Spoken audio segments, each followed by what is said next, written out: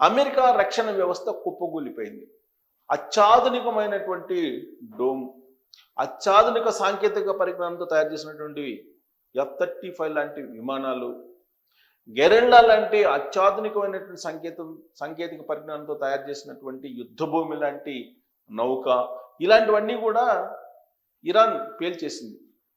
అంతేకాదు అమెరికాకి సంబంధించినటువంటి రాడార్లు, అమెరికాకు సంబంధించినటువంటి శాటిలైట్కి సంబంధించినటువంటి సిగ్నల్స్ని, వీటన్నిటిని స్తంభింపజేసింది ఇరాన్. దీంట్లో రక్షణ వ్యవస్థ కంప్లీట్గా కొలాప్స్ అయిపోయింది. ఇరాన్ మీద ఏదైతే ఎక్కుపెట్టిందో అమెరికా, ఆ ఎక్కుపెట్టినటువంటి రక్షణ వ్యవస్థ ఏదైతే ఉందో దాని కమ్యూనికేషన్ని మొత్తాన్ని బ్రేక్ చేసేసింది. దాంతో అమెరికా అయోమయంలో పడిపోయింది, తికమక పడుతూ ఉంది. వ్యూహాత్మకంగా ఇరాన్ యుద్ధానికి ముందే జీపీఎస్ని కంప్లీట్గా బ్యాన్ చేసేసింది ఇరాన్లో. చైనాకు సంబంధించినటువంటి నావిగేషన్ని వాడుతుంది.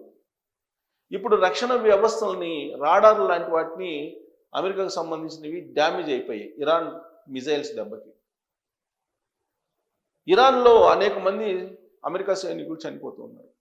దానికి కారణం ఏంటి? సాంకేతిక పరిజ్ఞానాన్ని కూడా ఇరాన్ చాలా విజయవంతంగా ఎదుర్కొంటుంది. ఇంత జరుగుతున్నప్పటికీ కూడా అమెరికా ఎందుకు యుద్ధం నుంచి విరమించుకోలేకపోతుంది, యుద్ధం నుంచి వెనక్కి వెళ్ళలేకపోతుంది అని అంటే, ట్రాప్ చేశారు ట్రంప్ని అనేది ఒకటి అనిపిస్తుంది. ఎవరు ట్రాప్ చేశారు? ఇజ్రాయెల్ ట్రాప్ చేసింది. ఇజ్రాయెల్కి సంబంధించినటువంటి మొసాద్, ఈ మొసాద్ నిఘా సంస్థ, జనరల్గా మనకి రా ఉంది ఇండియాకి, రీసెర్చ్ అండ్ అనాలిసిస్ వింగ్. రా లాంటిదే ఇజ్రాయెల్కి మొసాద్ ఉంది.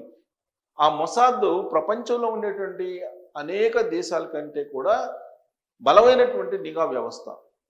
ఆ మొసాద్ ఇచ్చినటువంటి ఇన్ఫర్మేషన్ని ఇజ్రాయెల్ ట్రంప్కి చెప్పి, ట్రంప్ని ట్రాప్ చేసేసి ఇరాన్ని ఈజీగా మనం యుద్ధంలో హ్యాండ్ ఓవర్ చేసేసుకోవచ్చు, అక్కడ ఉన్నటువంటి ఆయిల్ సంపద తమకు వస్తుంది, అలాగే ఆ దేశం తయారు చేసినటువంటి అణు ఆయుధాలు ఏవైతే ఉన్నాయో వాటిని ధ్వంసం చేయొచ్చు, అణు కేంద్రాలను కూడా ధ్వంసం చేయొచ్చు, భవిష్యత్తులో మన దేశాల మీద ఎలాంటి ప్రభావం పడకుండా ఉంటుంది అని చెప్పి